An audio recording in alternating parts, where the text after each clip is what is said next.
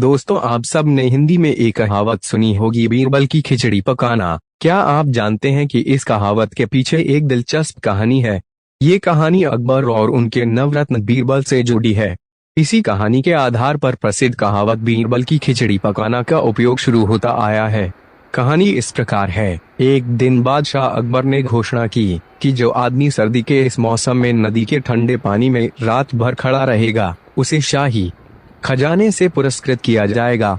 इस घोषणा को सुनकर एक गरीब धोबी ने सारी रात नदी में खड़े खड़े बिता दी और अगले दिन बादशाह के दरबार में आकर इनाम मांगने लगा। बादशाह ने उस धोबी से सवाल किया, क्या तुम बता सकते हो किस शक्ति के सहारे तुम रात नदी में खड़े रहे? धोबी ने अदब के साथ जवाब दिया, आलमतनाह, मैं कल सारी रात महल की छत पर जलते हुए चिराग को देखते रहा। उसी की शक्ति से मैं सारी रात नदी में खड़ा रह सका।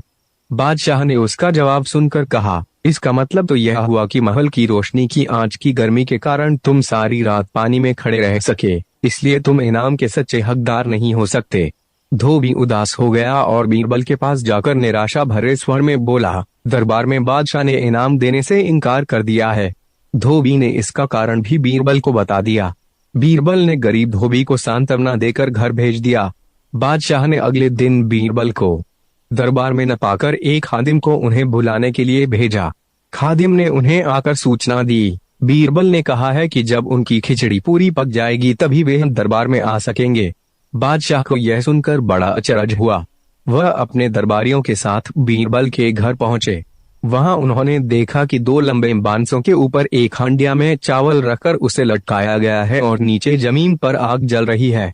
बादशाह ने तत्काल पूछा, बीरबल, यह क्या तमाशा है? क्या इतनी दूरी पर रखी हंडिया में खिचड़ी पक जाएगी? हुजूर, जरूर पक जाएगी। बीरबल ने उत्तर दिया। कैसे? बादशाह ने कौतूहलवश पूछा। जहां अपना बिल्कुल वैसे ही जैसे महल के ऊपर जल रहे दिए की गर्मी के कारण धोबी सारी रात नदी के पानी में खड़ा रहा, बीरबल ने कहा। बादशाह अकबर बीरबल का यह तर्कसंगत उत्तर सुनकर लज्जित हुए। उन्होंने तुरंत धोबी को ढूंढ लाने और पुरस्कृत करने का आदेश जारी कर दिया।